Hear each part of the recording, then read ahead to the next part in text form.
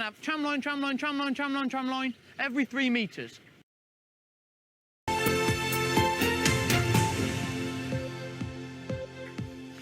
Good morning. Welcome to Breakfast with Cornwall. The UK commits to donate. Vaccinating the UK, we need to vaccinate the world. Some scientists say masks and social distancing should stay.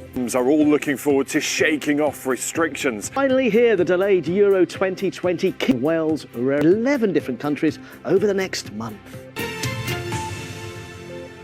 Many are making a loss. We're open, and I'd rather not look back. I'd rather be very, very, very positive and look forward. Maybe a few weeks, maybe a couple of months. Here we are 12 months later. How has it been? Yeah, I mean, reopening again, the third lockdown, restrictions is all seating. So it's quite hard, sort of people coming off the street just going to get a pint, just being spontaneous, and the missing people, we call them, people who can sit at the bar, the lonely guys, who come in to get their chats and have a chat with the bar staff. We're missing that. Yeah. And your costs are so much higher because you need to have so many more staff because no one can just walk up to the bar and get a pint. Yeah, no. And you need someone to pour the drink and then you need someone to deliver the drink. Where if you just come to the bar, you'll have one person just passing the drink to you. And so the cost. People will look around here, won't they, and think, look, you're open, you've got staff in, you've got customers in, they're back inside, that things are normal, but they're not normal. No, they're not, and we're police people at the end of the day. When you come in for a pint, you can't just walk in now off the street. You have to ask, have you booked? Have you got a mask on? Have you hand sanitised? Have you checked in? Yeah. So we've got all these, sort of rules still in place. And that's before you've even accounted for people that don't show up. 100%, yeah, lots of no-shows at the moment, which is really frustrating for the likes of us, because we sort of prepare, the kitchen prepare the food, we get the staff in, and then people just don't show. And we can't really fill them because, as you said, there's no one literally walking off the street, especially with the Euro starting as well, people are booked out, 80 people, where you can get 200-300 people in them pubs if they're standing. Yeah. So, yeah. Good luck. And there's still a lot of work to do, Fiona, for now. Thanks so much. No, let me spin around and introduce you to Kate Nichols, who's the boss of UK Hospitality. Kate. From Pembrokeshire in Wales. Come on! It's a massive lift for the country, whether you're into football or no. It's 38. Let's pick up on one of the other main stories today. Public health officials are warning that if the government continues with its plan to lift COVID restrictions in England later this month, hospital numbers could increase. To Breakfast with Charlie Stayt and Naga Munchetty. Our headlines today. At the start of the G7 summit in Cornwall, 100 million COVID vaccines to the world in the next year. 1 billion doses of vaccines being donated from the rich countries who are meeting here to poorer countries around the world. It is quite tricky to work out, though, how many people will actually be helped by that, though, because lots of these vaccines need 2 doses, although one of them, the Johnson & Johnson vaccine, only needs 1. And the campaigners who've been pushing for this say it's the right number of vaccines. They wanted 1 billion to be donated eventually, but they say it's the wrong timing. Campaigners wanted these to be dished out this year, not over the next year. And one of the campaigners said to me last night, that's a recipe for more variants to emerge. But we'll also have to see what other announcements emerge from this summit over the next 3 days. Indeed. Adam, good to see you. Enjoy being inside that ring of steel. And then the balance, 70 million next year.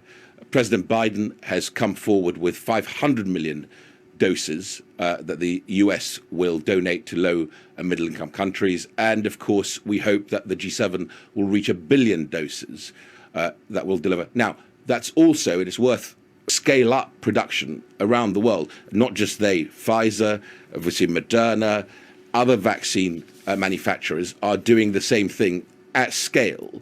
And I'm confident that the billion doses that we will donate as the G7 will be going to those countries in most need. Now, and then the difference is those who Do you know what that, I mean, I know it's just maths, but do you actually know that number? I haven't got it with me here, but it is available to us. Absolutely. So the relevance of that is those are the people who are potentially at risk, aren't they? And beginning to sever the link between infection rate and hospitalisation. Hospitalisation came in at I think 7%, 7 point something percent, and luckily as well, hospitalisation is 7%, deaths 1.9%. It's important to keep an eye on hospitalisation numbers. That will allow us to be able to share with the nation what we think will happen, and to share that data openly so that people can of a gap between the 4 steps to reopening the economy. We want it to be irreversible, Dan. That's the important thing. These battles have been really hard won. And we all know the virus hasn't gone away. It will attempt to mutate. The Delta variant is more infectious and more severe for those it infects. So we have to be really careful. But not long to go after this weekend. We'll share the data on Monday. Mr. Zahawi, thank you very much. I'm genuinely not offended, but you haven't called me Charlie throughout the whole interview. But these things happen sometimes. Wars against the virus are not squandered. Mr. Zahawi, one of the things that's happened during this process is that regular people who look at the numbers, so that people can see why we're making the decisions we're making. There is a reason why we had that 4 weeks plus 1 week of a gap between the 4 steps to reopening the economy. We want it to be irreversible, Dan. That's the important thing. All these different broadcasters, and they're trying to remember who's who. And, you know, sometimes you're forgettable. Matt's never forgettable. Fine. As you have. It happens. We all do it. Thank you for your time. My apologies. So that people can see why we're making the decisions we're making. There is a reason why we had that 4 weeks plus 1 week of a gap between the 4 steps to reopening the economy. We want it to be irreversible, Dan. That's the important thing. Yes, big apology. It happens. It happens. We've all done it. I've done it. It's been an early start. I started at 5 a.m. this morning. Listen, it's absolutely fine. As you have. It happens. We all do it. Thank you for your time. My apologies. We've all done it. Me more than to be honest. I've done that more often than most. But, you know, it's actually quite... Because obviously, you know, Dan and Lou at the start of the week, we're here at this end of the week. Often they're going through all these different broadcasters and they're trying to remember who's who. And these things happen sometimes. It's Charlie and you're Nadhim Zahawi, and you know, I'm just saying out there, but I'm not offended, so it's okay. We move on to you on air. Yes, big apology. It happens. It happens. We've all done it. I've done it. It's been an early start. I started at 5 a.m. this morning. Listen, it's absolutely fine. As you have. It happens. We all do it. Thank you for your time. My apologies. We've all done it. Me more than to be honest. I've done that more often than most. But, you know, it's actually quite... Because obviously, you know, Dan and Lou at the start of the week, we're here at this end of the week. Often they're going through all these different broadcasters and they're trying to remember who's who. And, you know, sometimes you're forgettable. Matt's never forgettable. ever. No, Charlie's never forgettable, of course. I've never been called Mike. No, never. Good morning. Welcome to Breakfast. You're with Charlie Stayt and Naga Munchetty.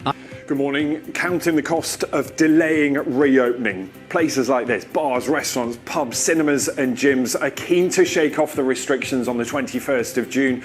Many say it's the difference between surviving this pandemic or shutting the doors for good. A good pal. He was, yeah, good mate. Wish he was here to enjoy it, really. He would have loved it. We always talked about the football. Big Spurs fan he was. You can raise a glass to him. I will, yeah. Sorry. I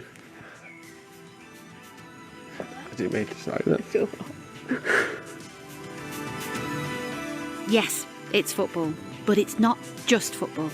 It's the shared moments, the memories made, and all the sweeter for the year these Euros are in. Jane McCubbin, BBC News. Well, yes, we've all been really moved by Justin's story there. It just shows how football and tournaments like this do bring people together. Yeah, really feel for Justin, missing his friend, being at the Euros because of COVID. Alan Shearer, of course, is here with us. And Alan, you know more than anybody, really, having experienced Euro 96, how a tournament like this brings nations, brings people together for the community, even more so now because we've had this terrible year and a half. We had a taste of it in Euro 96 and we were locked away in a hotel, and it wasn't until after that brilliant performance against Holland that we went out of the hotel the next day, and then we felt as if there was something special happening here. And albeit they had a favourable run to get to that semi-final, but I think for the first time now there's a little bit of expectation on there, and so there should be, because we've got some really, really talented players, young, exciting talent. You've just got to go out and you've got to try and win every game. And on the opening day, I mean, fans, there's no containing our excitement. What's it like for the players, though? Do you have to try and keep a lid on it? What's it like on the opening day of the tournament for the players? It's exactly the same as it is for the fans, because the players have sat and they've been waiting for such a long time for this to come around. Now they've been reading all the reports and they've done all their training. Now they just want to get out and they want to get played, and looking forward to it. In the studio, just over there. Yep. Alan was laughing earlier because look, his feet are well and truly on the grass. On this sofa, my feet don't quite touch the ground. It's made him chuckle. I don't know. I'm not as tall as Dan. I'm sorry, Al. But yeah, I can't wait for it to begin. It should be a fantastic month, bringing us all together. Yeah, I think so. Absolutely. My feet always hover on that sofa as well, Mike. So you're not alone. You're absolutely not alone. Will you extend the invitation to Alan, because we want to see more of it. He can come on as often as you like onto BBC Breakfast during the Euros. You can come on. Yeah. Just saying, you can come on any time, Al. We'll look forward and bring to a ball as well. Thanks for the invite. You've even made a lovely settee out in the garden here. So yeah, absolutely. And I tell you what, every time we had a kick around, Alan has raised my game 100%. I've always scored when playing alongside Alan, so maybe next week we could have a kick around, Naga and Charlie. We'll see you then. Be up for it. Definitely up for it. Now, it is 26 minutes past 8 noon. Yeah, so Ben's at a pub in Chiswick for us this morning. Of course, Ben, you're right alongside the river, right? It's a rather beautiful location, but the economy and how they're struggling and what might happen next are all big questions. Yes, and you're absolutely right. Good morning. We're down by the river at the pub here in Chiswick, and businesses like this, so many up and down the country, are trying to work out whether that timetable will all play out as planned and restrictions finally eased on the 21st of June. Big questions for them, though, because things like the rule of six, social distancing, mask wearing means that even though places like this might be open and finally able to welcome back customers, it is not business as usual. Many pubs are struggling just to break even. Some are open at a loss, and it means for them, the pandemic, surviving the pandemic, or having to shut the doors for good, could all rest on the next few weeks. It might only sound like a couple of weeks if there's a delay, but things like rent start to become due, and without the customers to pay those bills, they say the future looks pretty bleak. So I've been to meet a load of businesses around the country to find out what a delay could mean to their business. Good luck. Thank you. I know there's a lot of deadlines looming up there, Neil. Thanks very much. So they're another sense of kind of what business is contending with right now. For you and me, it might just feel like another week, another couple of weeks, but with rent due and without being able to fill these venues to capacity and get customers back through the door, it could be make or break for a lot of businesses. But from here in Chiswick, let me leave you with a pretty gorgeous view of the River Thames this Friday morning. The rowers were out earlier, but it's all very calm and serene as we look out from the pub here in Chiswick. It's a lovely image to finish with, Ben. Lots of questions, and we'll get some answers maybe beginning of next week. Thank you. Messing about on the water. Lovely thing. This is over the next year. The Prime Minister made the promise ahead of the G7 summit, which starts in Cornwall today. Our Chief Political Correspondent, Adam Fleming, is there for us this morning. Morning to you, Adam. So if people are a little confused by the choreography of what starts when, Boris Johnson had his meeting, which was, if you like, a private meeting with the US President yesterday. But today, all the leaders are there and the real meat of the talks begins. Yeah, everything up until now has been build up, and the big part of the build up was that face-to-face meeting between Boris Johnson and Joe Biden, the first time the two had actually met now that they're leaders of their respective countries. Everything kicks off today at lunchtime. There'll be a family photo where all the leaders will stand on the beach down there. Hopefully the sun will be out by then, and then they'll have their first working session, which is that now famous phrase, build back better. How do you recover your economies and society after the pandemic? One big thing about doing that is making sure the rest of the world is vaccinated, and we've got our first big pledge of this summit. The 7 rich countries have said they will donate 1 billion COVID vaccines to poorer countries around the world over the next year. 500 million coming from the US, 100 million coming from the UK. And this was the message that Boris Johnson wanted to send to his fellow leaders as they start jetting into Cornwall this morning. Overall G7 contribution, because there's no point in us just vaccinating the UK. 1 billion sounds like a lot of doses, but remember, some people will have to get 2 doses of some of those vaccines. And also campaigners who've been arguing for this for a couple of months say it's the right number, but it's too slow. They want those 1 billion doses to be distributed this year, not over the next 12 months. As for the rest of the agenda, tonight all the leaders and their wives are going to go to the Eden Project, where they're going to eat some delicious Cornish food in the presence of the Queen, the Duke of Cornwall and Prince William. And I'm sure the talk of the town will be DENISE van Outen's new patio. Now, Adam, what is anything? Have you got any particular insights you'd like to add to that? I mean, patio-based stuff. Feel free. This is your chance. Well, do you know what? I do have a bit of an insight. I do have a bit of an insight. I've been to a lot of summits in my time, especially as my old job in Brussels, where there was just a summit every single week. I've never been to one where you spend so much time outside, and like there were loads of patios for all the politicians and the diplomats and the journalists to sit at, and it actually just makes for a much nicer experience than being locked into a building with loads of barriers and police officers around it. And was there comfortable garden furniture as well, Adam? There is, but I don't think there are enough seats and deck chairs for everyone. Now that everyone's starting to arrive, I think a lot of the mingling's going to be done standing up. But there is a really cool vintage coffee cart just behind the camera, which I will be going to as soon as you let me go. This is the stuff we want to hear, and we love the way you navigate between the big stuff and the little stuff, and it's all very important. Thank you very much. We'll see you, of course, over the next few days. Always brings some insight into it, doesn't he? A little bit.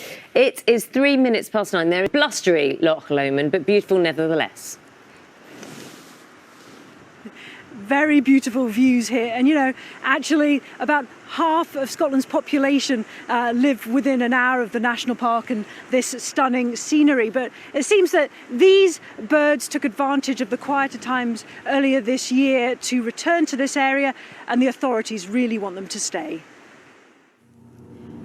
Out on patrol on the waters of Loch Lomond, the rangers who make sure any visitors here, both human and animal, remain safe, are now looking out for Britain's largest bird of prey too. Have you seen these birds? I have indeed. There's no mistaking them, they're absolutely huge. It was more shock at first. We're used to seeing ospreys and buzzards, gulls, crows, anything like that. Loads of different wildlife birds, but seeing a white-tailed eagle, it's a good feeling. With their 8-foot wingspan, sea eagles or white-tailed eagles were once hunted to extinction, but successfully reintroduced. There are now thought to be over 150 breeding pairs.